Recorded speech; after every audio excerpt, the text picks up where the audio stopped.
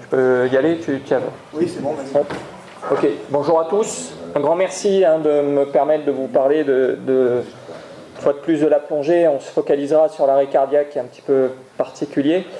Un grand merci au bataillon, je ne cesse de les saluer parce qu'on a une deuxième passion qui est la médecine maritime et un très beau diplôme qui maintenant entame sa 10e année et qui ne peut être maintenu que grâce au plateau technique du bataillon. Donc c'est toujours un grand plaisir de venir là. Alors, je vous propose, pour essayer d'être assez concret, de scinder ma présentation en 3 parties. Un bref rappel sur les causes de décès en plongée. C'est important quand même d'avoir quelques notions physiopathologiques. Je vous présenterai une étude prospective qui est en cours, qui n'est pas terminée, qui est observationnelle, qui dure depuis à peu près 8 ans, qui est fondée sur des analyses de dossiers d'expertise. Je regroupe à peu près une centaine de dossiers maintenant d'expertise de décès en plongée depuis à peu près une dizaine d'années, grâce là aussi à tous les acteurs et surtout à la gendarmerie maritime avec qui on collabore énormément et grâce auquel on arrive maintenant à avoir quelques pistes en termes d'étiologie, en termes également de prise en charge. Et enfin on terminera par une discussion sur l'adaptation des pratiques. Je sais qu'il y a des gens dans cette salle qui sont très attachés à la prise en charge de l'arrêt cardiaque. Et on a peut-être quelques pistes à proposer pour essayer d'adapter nos pratiques à cette situation qui est compliquée. Vous verrez que si à la limite vous ne retenez pas le premier et deuxième point, parce que vous allez voir que c'est quand même assez complexe et peut-être quelquefois même confus, il y a peut-être une stratégie, une standardisation de la prise en charge de l'arrêt cardiaque chez le plongeur. Alors le plongeur c'est quoi? Le plongeur c'est à peu près 300 000 plongeurs en France. C'est quand même une population assez importante. On sait qu'il y a... Alors, je vous ai mis une petite diapo. Un plongeur, généralement, ça plonge avec une bouteille sur le dos dans laquelle il y a de l'air comprimé. Cette bouteille est fixée sur un gilet qui est relié à une bouée qui permet d'assurer une sécurité en surface pour pouvoir garantir une flottabilité en cas de problème et également qui permet d'assurer une flottabilité partielle sous l'eau pour limiter au maximum les efforts. Cette air est détendu par un détendeur qui est en bouche et qui permet de ventiler du gaz à toute profondeur. Généralement, la plongée à l'air se fait jusqu'à 60 mètres. Il faut savoir qu'actuellement, sur le modèle un petit peu des professionnels et des militaires, la médecine de plongée et la plongée vient de nos amis militaires, eh bien, on utilise énormément de techniques dans la plongée loisir, comme par exemple les recycleurs de gaz, qui sont un petit peu comme un respirateur, une boucle fermée dans laquelle vous allez propulser un mélange gazeux, vous allez l'inspirer, l'expirer dans cette boucle et recycler ce gaz. Donc vous allez enlever le CO2 par une cartouche chaussonnée et remettre les résidus qui sont encore ventilables dans la boucle. Donc ça donne beaucoup d'autonomie.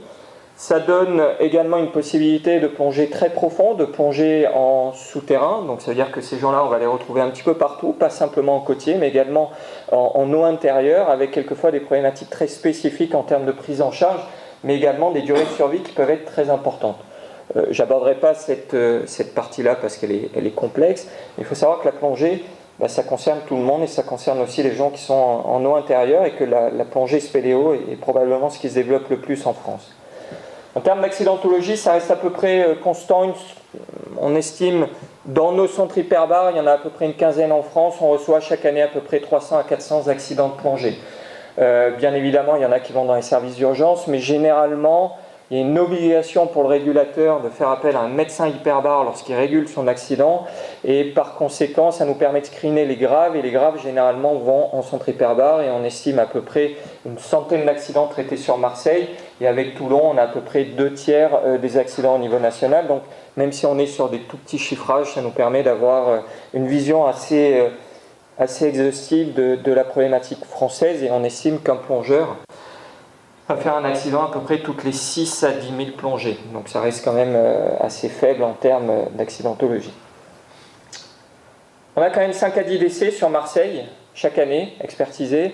Je vous l'ai dit, sur à peu près 10 ans, on a quand même un pool d'une centaine de décès. Alors on est sur des tout petits chiffres, mais on verra qu'il y a peut-être quelques morts évitables, donc ça vaut le coup quand même de se préoccuper de cela. Alors la plongée, on se demande toujours ce qui se passe. Ça a l'air compliqué en physiopathologie. Je pense qu'il faut rester très simple. Il faut se dire que notre problématique en plongée, c'est les gradients de pression. Vous savez que quand vous êtes au niveau 0 au bord de la mer, vous allez recevoir une pression, cette jeune fille reçoit une pression d'un atmosphère, c'est la couche d'atmosphère qui appuie sur son corps. Il suffit qu'elle descende 10 mètres sous l'eau pour doubler cette pression. Donc tous les 10 mètres, vous allez prendre un bar supplémentaire, ce qui veut dire qu'un plongeur va être soumis à des pressions très élevées. Pression très élevée, ça veut dire dose de gaz modifiée. Vous savez, nous on fonctionne beaucoup en médecine hospitalière sur une FiO2, une fraction inspirée d'oxygène. En fait, les doses de gaz sont aussi dépendantes de la pression. La pression ambiante est de 1 bar, donc on s'en fout lorsqu'on est à l'hôpital. Par contre, lorsqu'on va sous l'eau, eh bien, cette pression partielle, cette dose de gaz va varier, ce qui veut dire qu'à 10 mètres, vous allez doubler votre dose d'oxygène, votre dose d'azote. À 50 mètres, votre dose d'azote va être multipliée par 6. C'est un petit peu comme si on augmentait la consommation d'alcool, il y aura cette ivresse des profondeurs. Et l'oxygène, au-delà de 70 mètres, généralement, même si vous vous contentez de respirer de l'air, va vous faire convulser. Donc ces doses de gaz qui augmentent avec la pression vont poser un certain nombre de soucis immédiats, ivresse, crise convulsive, mais également ces doses d'azote qui sont en grande quantité dans votre poumon, vont pénétrer dans le sang et dans les tissus, vont être stockées, on va saturer les tissus. Lorsque vous allez remonter, l'azote va être relargué sous forme de petites bulles, c'est ce qu'on appelle l'accident de désaturation, et vous allez faire une embolie gazeuse qui peut être également dramatique. Enfin, on sait également que quand on monte et quand on descend, les variations de pression entraînent des variations de volume gazeux, et tout cela peut entraîner des contraintes mécaniques très importantes dans toutes les cavités aériennes du corps, qui peuvent aboutir, lorsque ça atteint le poumon, à des surpressions pulmonaires gravissimes. Donc vous voyez, ça donne très envie. Il ne faut pas oublier qu'en plus de la pression, vous avez l'eau qui va entraîner une contention sur l'abdomen et les membres inférieurs avec des redistributions de flux sanguin dans le thorax. Également l'eau qui entraîne des contentions sur le thorax avec des contraintes mécaniques sur le poumon qui sont majeures. Néanmoins, si vous voulez vous rassurer, vous allez voir qui plonge actuellement, vous verrez que c'est quand même une activité qui s'ouvre au plus grand nombre avec une accidentologie qui reste quand même assez simple. Alors les principaux accidents, je les ai un petit peu cités, on va voir ce qui peut tuer en plongée. Celui qui est le plus médiatique, mais qui est finalement le moins problématique en termes de décès, c'est l'accident de désaturation. Un tout petit schéma pour vous montrer ce que c'est qu'un plongeur. Donc un plongeur a également un cerveau, un poumon, donc ce gros sac bleu dans lequel vous allez engranger votre air. L'oxygène, c'est un gaz qui est utilisé par le corps, donc on ne va pas trop s'en préoccuper. Par contre, l'azote peut poser souci. Donc il va rentrer dans les poumons, passer dans les capillaires, le cœur gauche va propulser ce sang propre et azoté vers les tissus, et le cœur droit va aspirer du sang qui va être contaminé par des déchets et reprojeter ce sang dans le poumon pour pouvoir le nettoyer. Si on équipe notre brave client avec un équipement de plongée, qu'on l'expose à la pression, qu'est-ce qui se passe? Eh bien, je vous l'ai dit, la pression augmentant, la quantité d'azote va augmenter de façon très importante dans le poumon, puis dans le sang, puis dans les tissus, on va saturer les tissus. Lorsqu'on va décider de remonter, eh bien, il va y avoir une inversion du gradient de pression avec un relargage de gaz. Malheureusement, cet azote va se fixer sur des noyaux gazeux qui sont dans les interstices vasculaires et ça va former des petites bulles qui sont théoriquement éliminées par le poumon si vous respectez vos procédures de décompression. Et vous avez vu que les plongeurs utilisent des tables, utilisent des ordinateurs plongés pour contrôler ces profils de décompression et éviter que l'amas gazeux soit trop important. Pourquoi? Parce que lorsque l'amas gazeux est très important, il peut aller dans plein d'endroits et il peut causer des accidents très graves lorsqu'il part en grande quantité dans le poumon. Il va bloquer le capillaire pulmonaire, l'effondrer et entraîner une fuite plasmatique majeure. Je vous ai montré un poumon qu'on est en train d'un petit peu malmener chez quelqu'un qui a fait ce qu'on appelle un SHOPS, c'est un accident de désaturation gravissime thoracique, où là vous vous retrouvez avec un poumon qui est hémorragique, qui ne peut plus du tout ventiler avec une quantité de gaz qui est monstrueuse.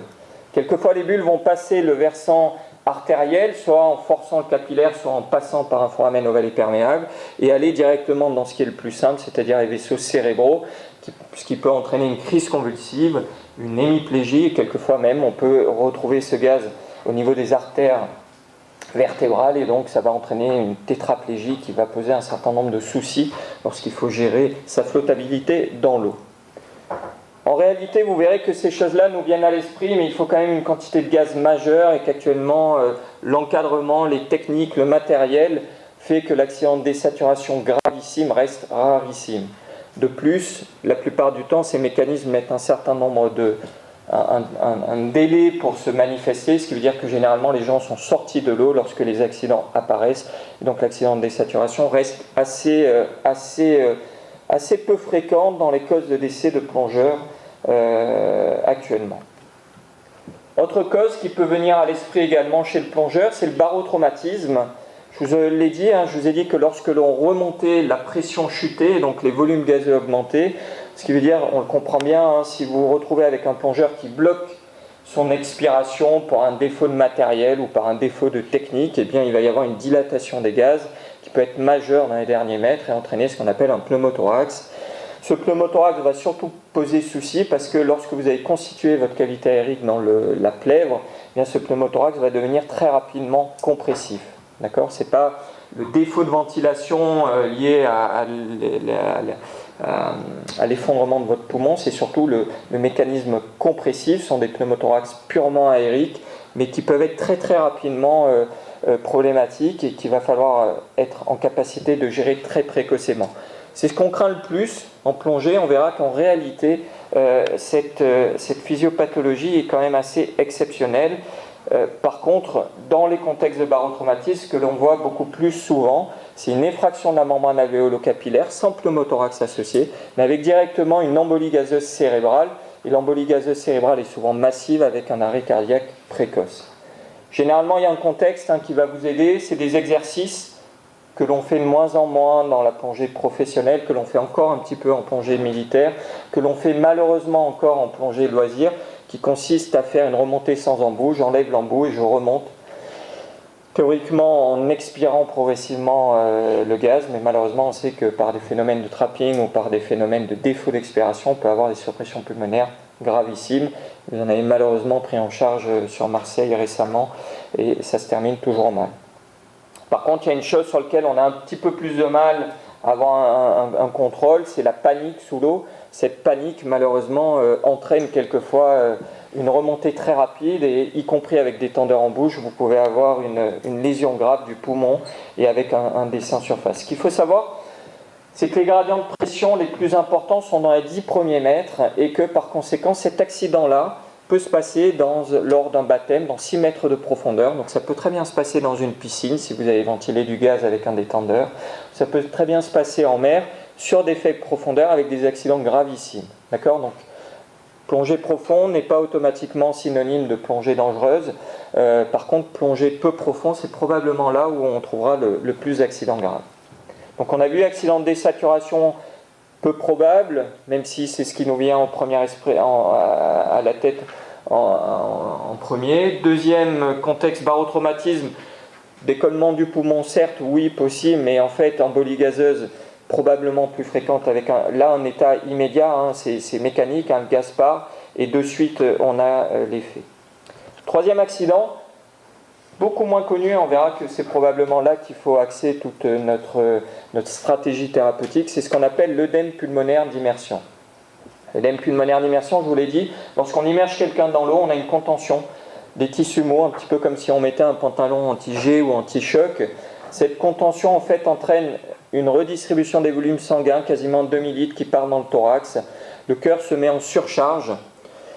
Avec une petite précision, c'est que généralement quand on est sous l'eau, on a une petite contre-pression expiratoire liée à la différence de hauteur d'eau entre le détendeur et le centre pneumoïque, qui peut être éventuellement une protection, mais on a surtout un mécanisme adaptatif qui est lié à la distension des cavités cardiaques, qui entraîne une production de peptide natriurétique avec une diurèse qui apparaît dans les 20 premières minutes, et cette diurèse permet de compenser cette surcharge myocardique.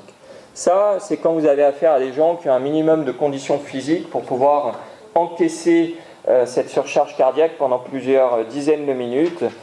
Malheureusement, on verra que chez nos plongeurs actuellement, on a quand même des gens qui n'ont pas toujours un profil totalement adapté à cela, et surtout une méconnaissance des risques en plongée qui fait qu'on se permet de laisser plonger des gens qui ont un terrain cardiaque quelquefois un petit peu altéré.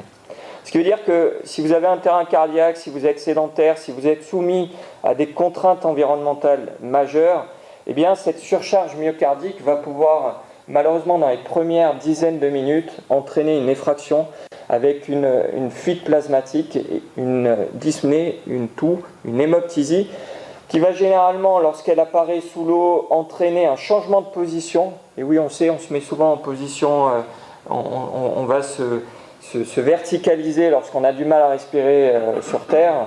Malheureusement, quand on est sous l'eau, on oublie que lorsqu'on se met dans cette position-là, on va modifier sa contre-pression expiratoire, augmenter la pression inspiratoire. Et donc, on va se retrouver avec une aggravation très rapide. Alors, souvent, quand on n'est pas bien sous l'eau, on se verticalise et puis on commence à remonter. Et là, on voit très souvent une aggravation très brutale. N'oubliez pas qu'en plus de ça, il y a une contrainte, une contention dans le thorax qui fait que ces gens-là vont se dégrader très très rapidement. Ceux qui arrivent en surface vous racontent qu'ils ont l'impression d'inhaler de la flotte ou qu'on leur a mis un entonnoir avec de l'eau qu'on est en train d'immerger leurs poumons. En fait, ils sont en train d'immerger leurs poumons non pas par les voies expiratoires, mais tout simplement par une surcharge myocardique avec une quantité de liquide plasmatique qui va aller dans ces poumons très très rapidement. C'est assez effroyable parce que malheureusement un certain nombre ne sont pas en capacité de rejoindre la surface et malheureusement vont perdre connaissance très rapidement. Et ces gens-là, souvent on les confondait avec la noyade parce qu'ils moussent beaucoup, ils sont dyspnéiques. En réalité, on se rend compte que la noyade peut apparaître en plongée effectivement sur des troubles de comportements liés à la narcose à l'azote, liés à des crises convulsives avec perte de détendeur, liés à des défauts de matériel, liés à une surcharge, mais la noyade finalement est que rarissime dans la plongée. Alors, on pourrait dire tout ça, c'est peut-être une vue d'esprit, quelle est la réalité de terrain ? Cette réalité de terrain, on va essayer de l'illustrer par cette étude observationnelle alors qui est en cours, hein, donc je vous donne que quelques chiffres avec énormément de biais, et puis surtout il faut bien intégrer qu'on ne raisonne que sur une centaine de cas, donc ça reste très, très, très hypothétique. Elle a été possible grâce à un certain nombre d'acteurs et vraiment on remercie fortement la gendarmerie maritime qui joue énormément le jeu. Alors bien évidemment leur contrainte principale c'est le judiciaire, on est bien d'accord, mais il y a une vraie volonté également avec eux d'essayer de comprendre un petit peu les causes aussi. Il y a beaucoup de plongeurs, beaucoup de marins parmi eux et c'est vrai qu'il y a aussi une volonté de prévention dans cette démarche. Et puis bien évidemment des acteurs clés hospitaliers, le service de médecine légale, l'hyperbarie, le SAMU, le service d'imagerie et bien évidemment également tous les acteurs de la médecine préhospitalière. Cette enquête, en fait, elle repose sur des personnes clés, l'urgentiste, et vous verrez que c'est très frustrant l'arrêt cardiaque en plongée parce que ça se termine quasiment toujours par un décès. Néanmoins, on a énormément d'informations à recueillir auprès de votre prise en charge parce qu'on se rend compte que ça peut biaiser notre compréhension des causes de décès, mais également il y a certaines choses constatées sur le terrain qui peuvent énormément nous aider pour comprendre ce qui se passe.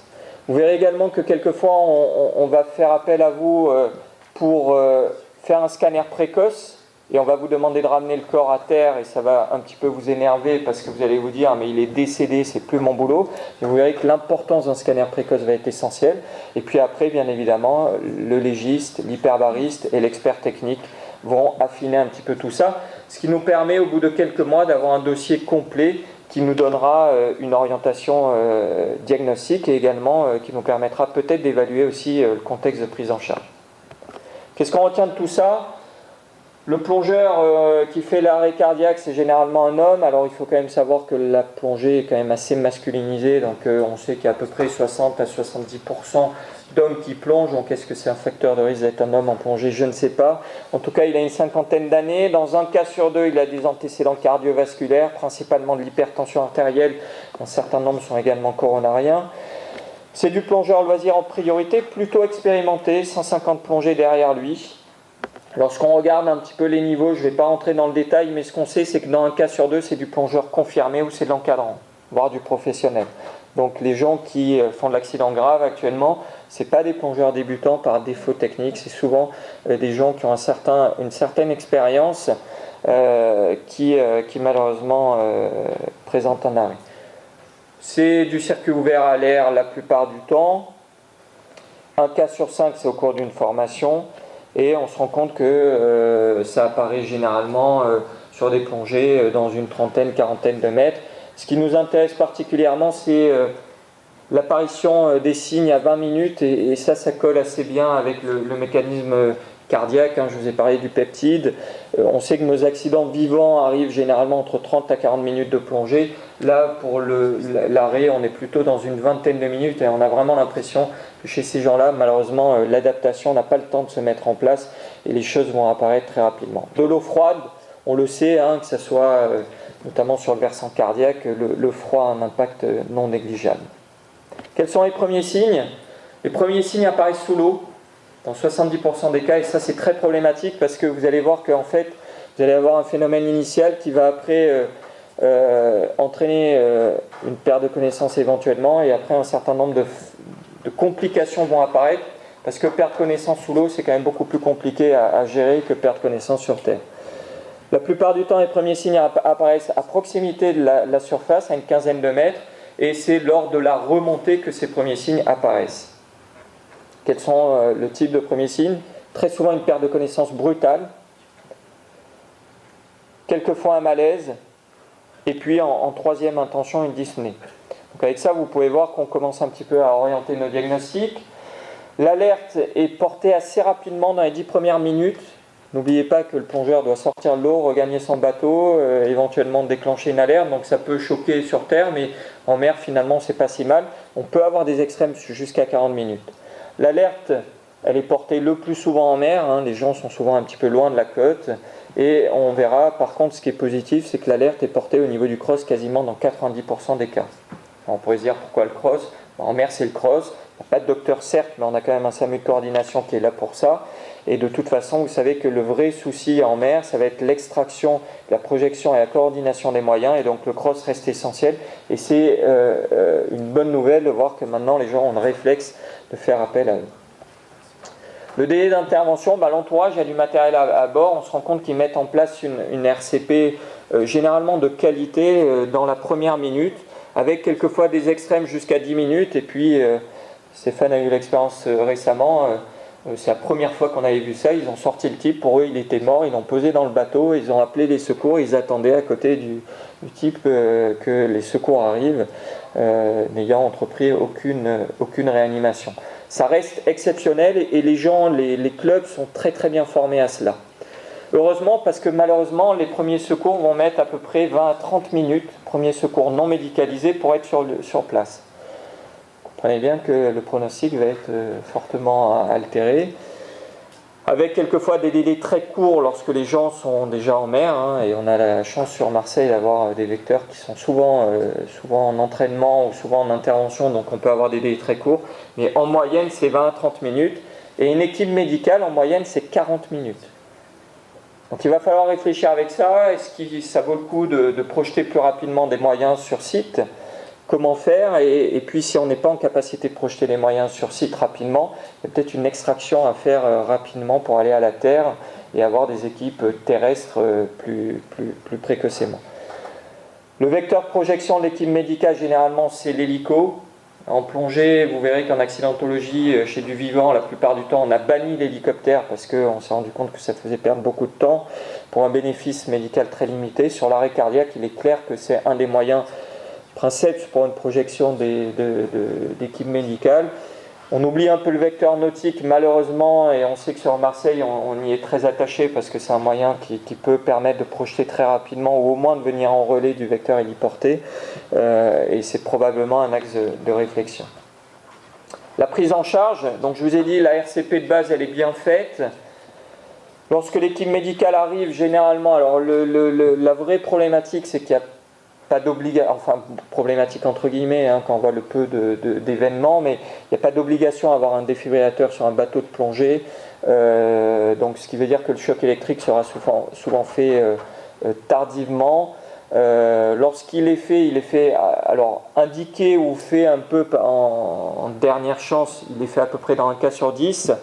On se rend compte que c'est fait la plupart du temps correctement. On a quand même un gros souci sur les bateaux, c'est des durées de no-flow sur ces contextes de choc électrique, avec des difficultés. Alors les gens ont compris qu'on pouvait faire un choc électrique en milieu humide, donc ça c'est un premier pas, parce qu'il y a quelques années certains refusé que le choc électrique soit fait à bord d'un bateau. Maintenant, c'est accepté. Par contre, ce que l'on voit, c'est que sur certains appareils, il y a des difficultés d'interprétation lorsqu'il y a des vibrations, notamment liées au fonctionnement du moteur. Et donc, on a des arrêts de massage qui sont prolongés dans ces contextes-là. Et c'est vrai qu'on reste très prudent parce qu'un choc électrique tardif est rarement efficace. Et par contre, on sait que ça va entraîner des arrêts de massage prolongés.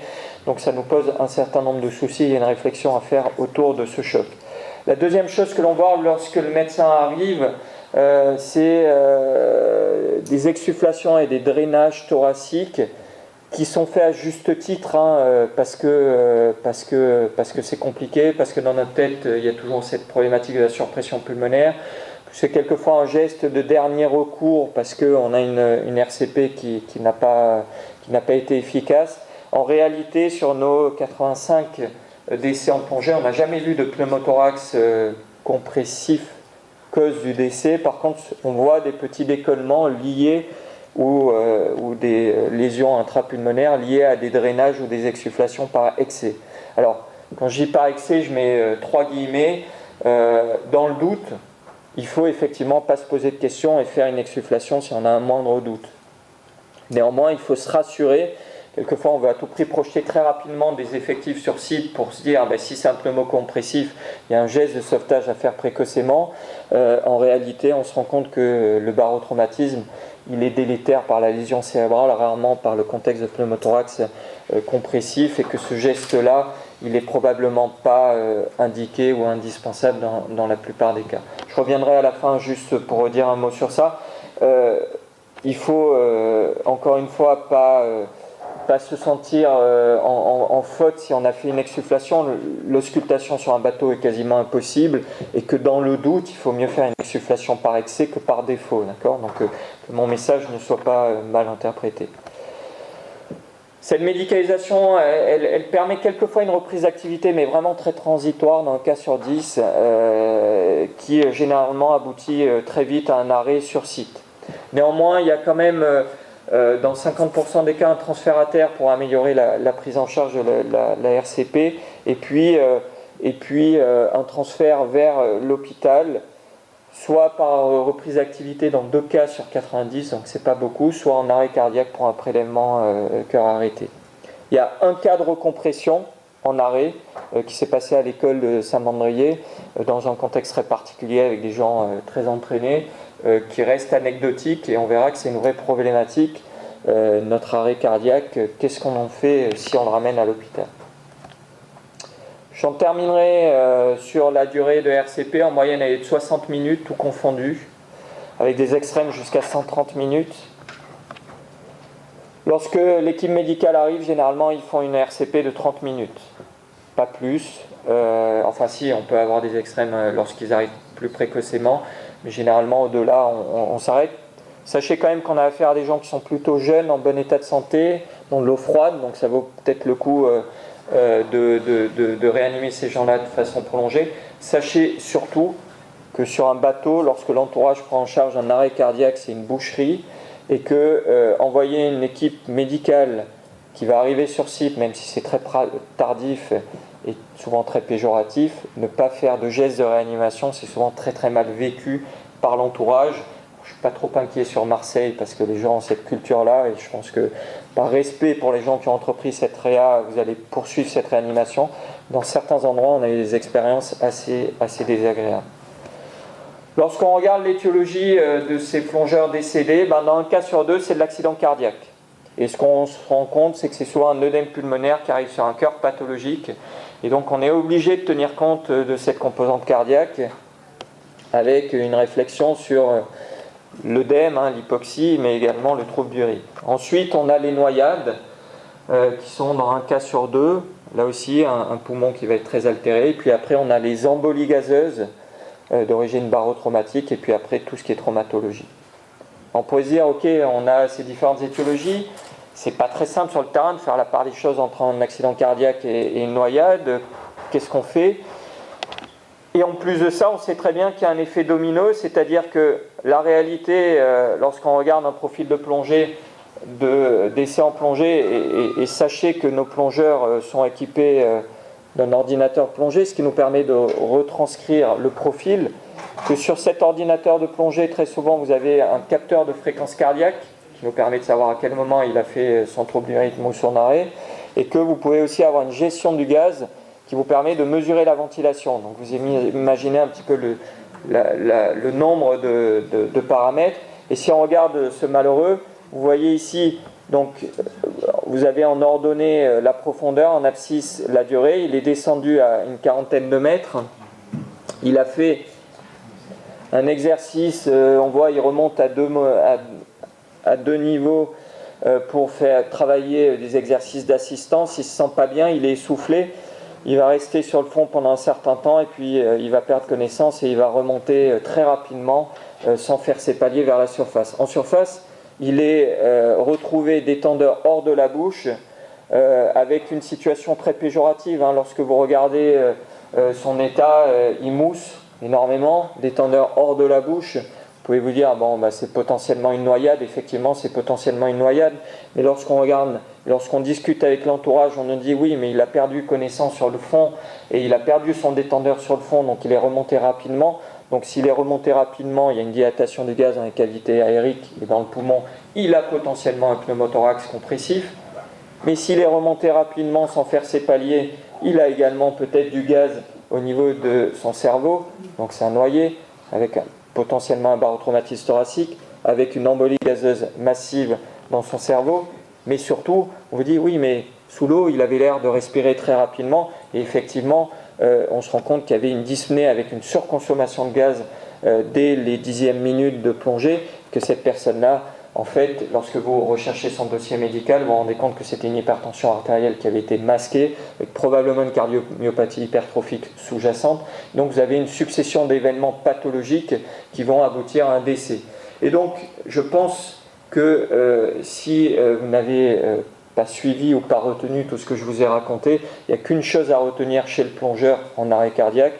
Pour vous, un plongeur en arrêt cardiaque, c'est potentiellement un accident cardiaque et un trouble du rythme qu'il va falloir choquer rapidement en milieu aquatique, qui peut en plus s'être noyé, et de toute façon s'il n'est pas noyé, généralement il a un œdème pulmonaire massif, qui peut en plus de ça avoir un pneumothorax, même si je vous ai dit que dans la vraie vie, il faut un peu oublier ce pneumothorax, parce qu'en réalité on en constate très peu, mais si vous avez un moindre doute, c'est un pneumothorax aérique, qui va être problématique par le facteur compressif, et qu'une simple exsufflation à l'aiguille peut permettre de passer un cap, et que si vous le faites par excès, ça ne sera pas délétère, et qu'une fois que vous avez fait tout ça, il faut quand même vous dire qu'il y a beaucoup de gaz dans son cerveau, et que peut-être qu'il faudra réfléchir sur une prise en charge de ce gaz par une recompression thérapeutique.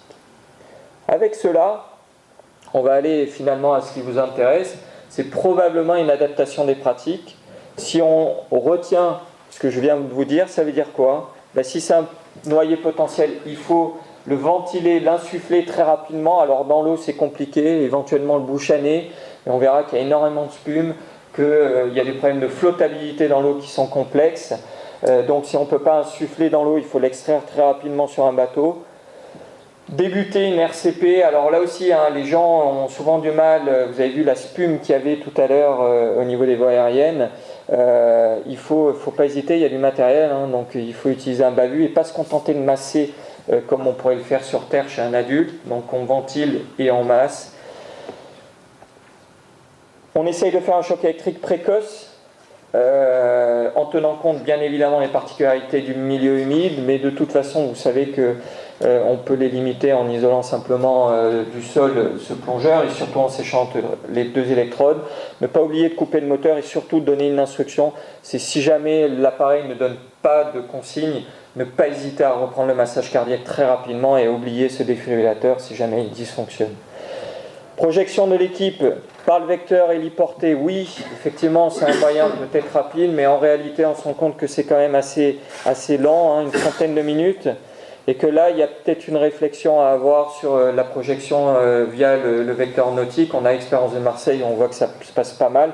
Les bateaux de plongée sont souvent pas très loin de la terre, donc ça veut dire qu'on peut aller rapidement à leur contact, ou peut-être quelquefois leur demander de revenir à la terre plus rapidement pour bénéficier d'une médicalisation, même si ce n'est pas toujours très satisfaisant de faire rentrer un peu en vrac un vecteur nautique.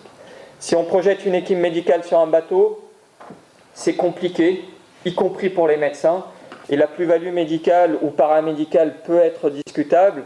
Je vous ai mis cette malheureuse médecin qui essaye de masser. Bon, il y avait une très très mauvaise météo pendant que les autres regardent. Et c'est toi, non?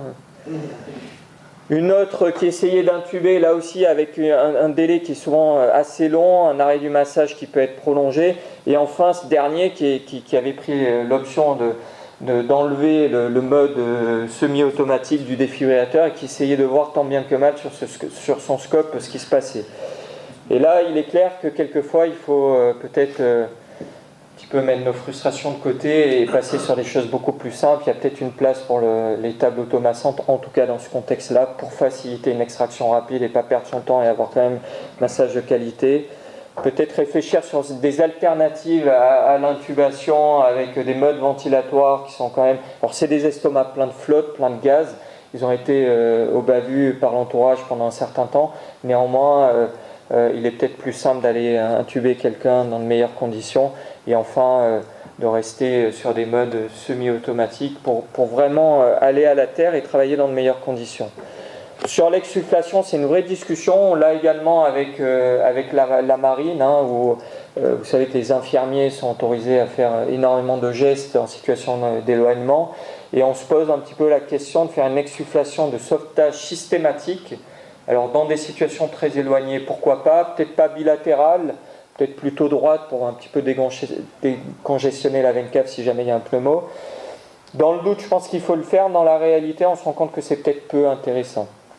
Et enfin, une fois qu'on a ramené ces gens à la terre, s'il n'y a pas de reprise d'activité cardiaque, ou s'il y a une reprise d'activité cardiaque, il y a quand même l'indication d'une recompression qui peut se discuter. Il y a énormément de gaz dans les tissus. Il est clair qu'on ne sera pas dans les conditions d'un déchocage. Néanmoins, si on ne traite pas le gaz, on aura beaucoup de mal. Alors, je vais vous rassurer, c'est 100% de décès, quasiment. Par contre, il y en a un qu'il ne faut pas oublier, c'est l'entourage. Et la vraie problématique qu'on rencontre chez nos plongeurs actuellement, c'est qu'on se focalise sur celui qui est en arrêt et qui va le rester, et on oublie l'entourage qui a généralement assisté son collègue qui a commencé la réanimation et qui malheureusement n'a pas fait ses paliers. Et l'année dernière, on a eu 2 plongeurs, l'année d'avant 3, qui, une fois qu'ils ont vécu cette situation, ils sont complètement sidérés, donc ils vont se plaindre de rien, ils vont rentrer chez eux et eux vont faire un accident secondairement parce qu'ils n'avaient pas respecté leur palier. Donc faisons simple, une procédure systématisée pour le plongeur avec quelques axes d'amélioration. N'oubliez pas le binôme. Et puis n'oubliez pas également notre plongeur décédé, vous avez encore un rôle majeur à jouer. On a besoin de comprendre ce qui s'est passé, il y a des problèmes de responsabilité, il faut qu'on fasse un scanner précocement. Vous avez l'expérience de la balistique, vous avez vu que le scanner a un intérêt, mais il n'y a pas d'urgence à faire un scanner. Nous, pour la plongée, on a énormément besoin de ce scanner précoce. Et c'est pour ça qu'on vous demandera quelquefois de ramener les corps à terre, même lorsqu'ils sont décédés. Pourquoi ? Parce qu'on sait qu'il va y avoir une cinétique de dégazage post-mortem qui va être majeure. Et je vous ai mis le même client à 3h et à 12h. Si vous faites le scanner à 12h, vous aurez une interprétation totalement différente de celui qui est fait à 3h. Et par conséquent, il se peut qu'on vous demande d'accélérer les choses parce que notre délai sera de moins de 4 heures. 4 heures, c'est compliqué. Il y a 1 heure de réanimation. Après, il y a toujours un temps de latence avec l'officier de police judiciaire, un temps de latence avec nos brancardiers à l'hôpital. Et donc, si on veut tenir ce temps qu'on arrive à tenir grâce aux secouristes, il faut aller très vite.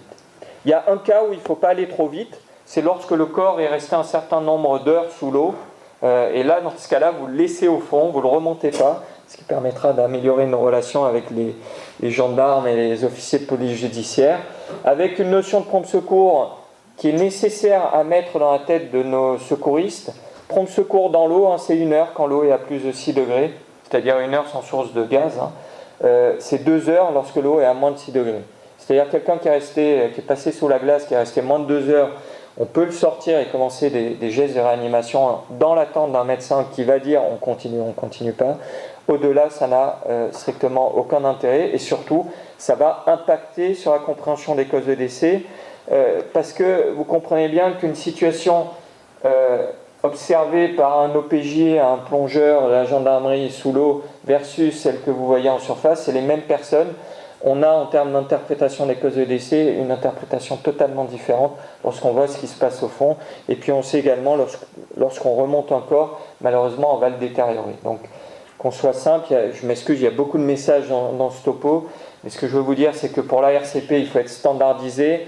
Lorsqu'on a fait cette RCP, on pense au binôme, bien évidemment, et cette RCP ne doit être faite que sur un corps qui est remonté précocement. Si jamais le corps est resté plusieurs heures sous l'eau, il faut les laisser sous l'eau en attendant l'officier de police judiciaire.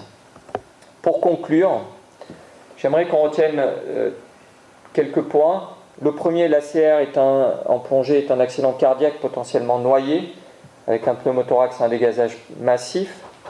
Ça vous permettra de savoir ce qu'il faut faire. Ce qu'il faut faire, il faut faire 5 insufflations sans se poser de questions, faire une RCP, ventilation, compression systématique, un choc électrique précoce avec les spécificités du milieu humide et surtout une reprise du massage si vous n'avez pas de consigne. Discuter l'exsufflation, dans le doute, n'hésitez pas à mettre au moins faire une exsufflation à l'aiguille et pas aller plus loin parce qu'ils ne sont pas hémorragiques si par conséquent vous avez ce doute. Si vous êtes dans de très mauvaises conditions, qu'il y a un certain délai de prise en charge, il faudra faire une extraction rapide, voire une jonction à terre, et puis il faudra peut-être se poser la question de la recompression malgré l'arrêt. Ça, à la limite,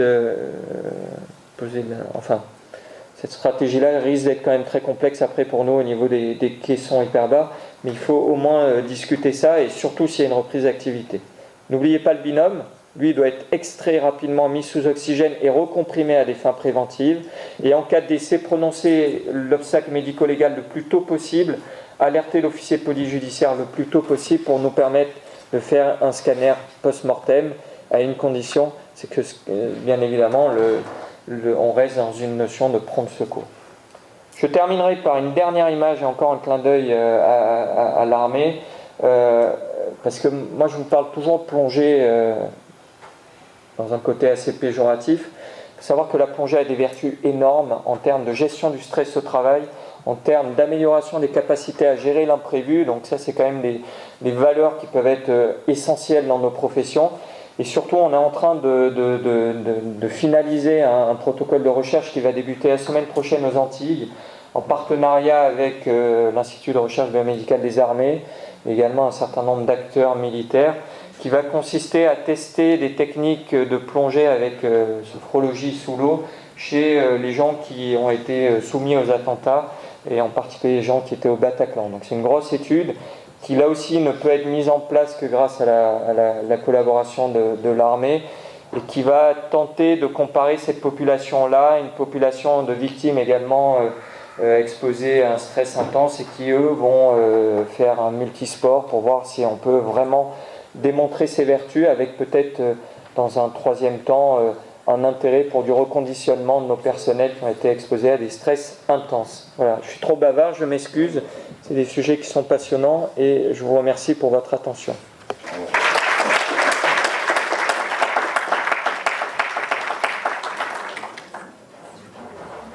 Des questions ?